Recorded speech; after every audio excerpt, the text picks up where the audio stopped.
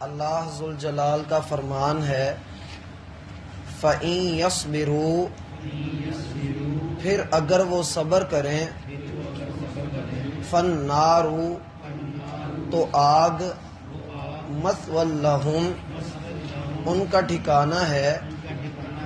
وَإِن يَسْتَعْتِبُوا، اور اگر وہ معافی مانگیں گے،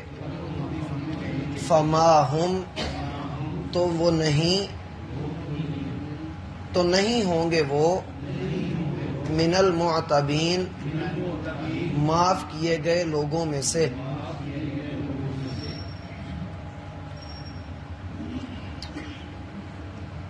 احباب گرامی، قیامت کا دن ایک ایسی کھلی حقیقت ہے جس کا انکار کر کے حضرت انسان یہ خیال کرتا ہے کہ شاید میرے انکار سے قیامت رک جائے گی، یا یہ خیال کرتا ہے کہ اگر میں اس کو نہیں مانوں گا تو اس میں میرا کوئی نقصان نہیں ہے، یا پھر انسان کی سوچ یہ ہوتی ہے کہ اگر اللہ نے مجھے دنیا میں عطا کیا ہے، نوازا ہے،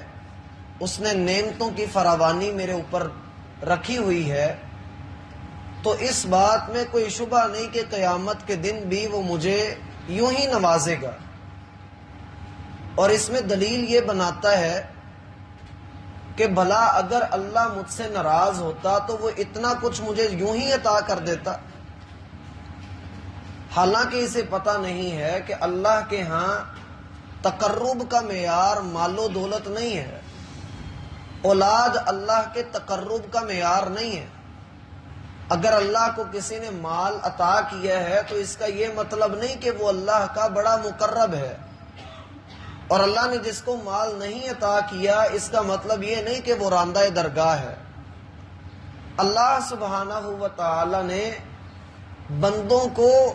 مختلف طبقات کے اوپر پیدا کیا ہے، بعض کو بعض کے اوپر مال و دولت کے اعتبار سے، رزق کے اعتبار سے فضیلت بخشی ہے، اور دونوں کی آزمائش دے کر بھی کی ہے اور لے کر بھی کی ہے۔ اب اس آزمائش میں پیمانہ ایک ہی ہے کہ کوئی بھی مرد ہو، کوئی بھی عورت ہو، اگر وہ نیکی کرے ایمان کے اخلاص کے ساتھ تو اللہ ایسے بندے کو جنت میں داخل کرے گا۔ اس میں اللہ نے یہ کبھی بھی پیمانہ نہیں رکھا کہ اس کے پاس اتنا روپیہ ہے، اتنی اس کی اولاد ہے تو پھر اس کے لیے نیکی یہ ہوگی، اور جو غریب ہے اس کے لیے نیکی یہ ہوگی۔ نیکی اللہ رب العالمین نے سب کے لیے ایک جیسا ایک معیار مقرر کر کے رکھ دی ہوئی ہے، اور یہی معاملہ گناہوں کا ہے۔ انسان کے دل میں بسا اوقات اپنی بڑائی کی وجہ سے، اپنی برادری کی وجہ سے بڑے خیالات پیدا ہوتے ہیں کہ چونکہ میں دنیا میں بڑے اونچے خاندان سے تعلق رکھتا ہوں، یا یہ کہ میرا سٹیٹس بڑا اونچا ہے،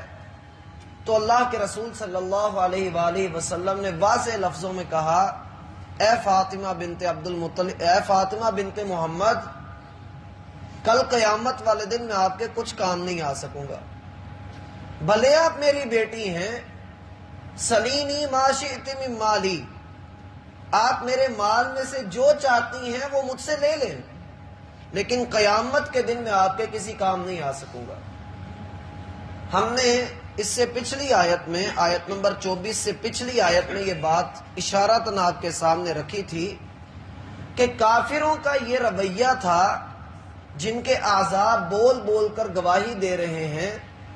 ان کا یہ رویہ تھا، ان کا یہ ذہن تھا، ان کا مائنڈ سیٹ یہ تھا کہ ہمارے آنکھیں، ہمارے کان، ہمارے دل، ہمارے چمڑے، ہمارے پاؤں، ہمارے ہاتھ، بھلا یہ کیسے گواہی دے سکتے ہیں؟ اور اگر دیں گے بھی تو ہمارے حق میں گواہی دیں گے، کیونکہ یہ تو ہمارے ہیں۔ اسی لیے تو وہ جسم کو بچانے کے لیے، اپنے آپ کو عذاب سے بچانے کے لیے جھوٹ کا سہارا لیں گے اور کہیں گے کہ اللہ ہم نے تو گناہ کیے ہی نہیں۔ اللہ ان کے جسم کے اعضاء کو جب وہ بلوائے گا تو حدیث میں آتا ہے کہ انسان پریشان ہوگا اور بعد میں اپنے اعضاء کو مخاطب ہو کر کہے گا کہ میں تو تمہیں بچانے کے لیے ہی ایسا کر رہا تھا۔ اللہ رب العالمین نے فرمایا یہی وہ تمہارا گمان ہے اپنے رب کے بارے میں کہ رب کوئی بھی قدرت نہیں رکھتا، ارداکم، اس گمان نے تمہیں ہلاک کر دیا۔ فَأَصْبَحْتُم مِّنَ الْخَاسِرِينَ، اب تمہارا نقصان اس قدر زیادہ ہے کہ سارے نقصان اٹھانے والے ایک طرف ہو اور تمہارا نقصان ایک طرف ہو۔ اب ایک واضح بات تجزیہ کر کے آخری بات اللہ رب العالمین ہمارے سامنے رکھ رہے ہیں۔ فرمایا چونکہ اب انہوں نے جہنم میں داخل کر دیے جانا ہے، ان کا ٹھکانہ ہی جہنم ہے، فَإِن يَصْبِرُوا، اب یہ جہنم میں داخل ہو کر صبر بھی کر لیں، کہہ دیں کہ ہاں ہمارے اوپر اللہ کا عذاب ثابت ہو گیا۔ جیسے دو بندے آپس میں لڑائی کریں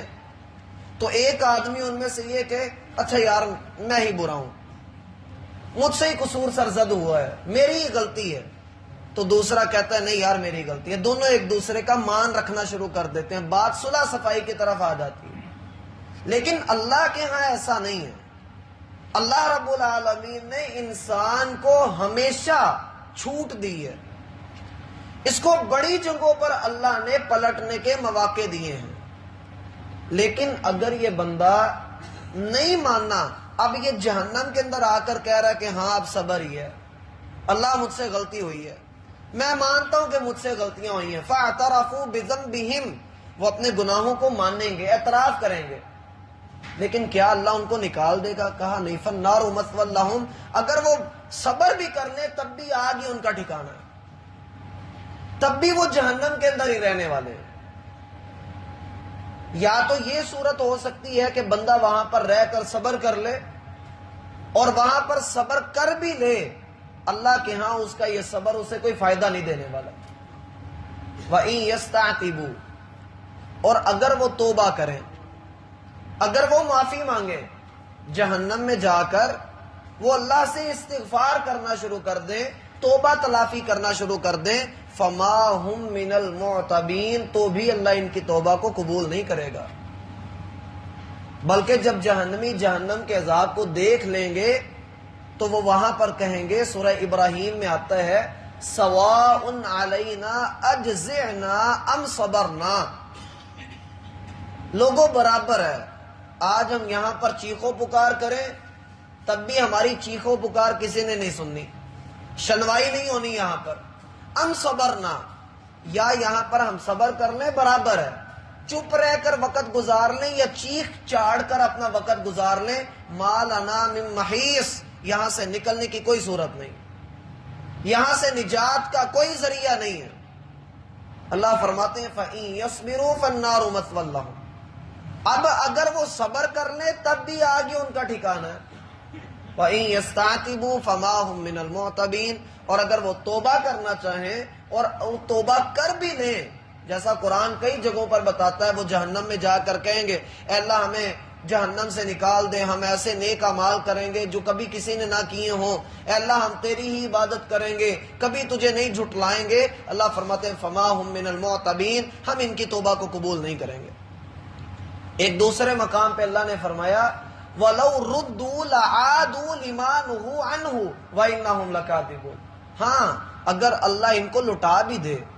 اللہ ان کو دنیا میں واپس بھیج بھی دیتا ہے، اللہ کو مستقبل کا علم ہے، ان بدبختوں نے پھر بھی نیک کام نہیں کرنے، بلکہ انہوں نے وہی کام کرنے ہیں جن سے اللہ نے ان کو منع کیا ہے، وَإِنَّهُمْ لَكَاذِبُونَ، اور یہ پکے جھوٹے ہیں۔ اب اللہ رب العالمین کی بات بالکل واضح ہے، ممکن ہے انسانوں کے دلوں میں یہ بات آ جائے کہ اللہ وہ گڑ گڑا رہے ہیں، بیچارے رول رہے ہیں، منتیں ترلے کر رہے ہیں، ان کی توبہ کوئی قبول کر لے۔ اللہ پھر مستقبل کی خبر دے دیتا ہے کہ ہاں میں کر لیتا ہوں، واپس بھیج بھی دیتا ہوں، لیکن پھر بھی تو انہوں نے یہی کچھ کرنا ہے، تو جب موقع دینے کے بعد بھی ان کی یہی حالت ہونی ہے تو پھر پہلے کیوں نہیں ان کو یہ کام ہو جانا چاہیے۔ تو بندے کو اپنی فکر کرنی چاہیے کہ بندہ کر کیا رہا ہے، کل قیامت کے دن کا صبر، کل قیامت کے دن کی توبہ کچھ کام نہیں آنی، اس لیے دنیا کے اندر رہ کر مصیبتوں پر صبر کرنا اور توبہ کا دروازہ اپنے لیے کھلا رکھنا یہ ہم سب پر لازم ہے۔ اپنے اور اپنے رب کے درمیان دروازوں کو بند نہیں کرنا چاہیے۔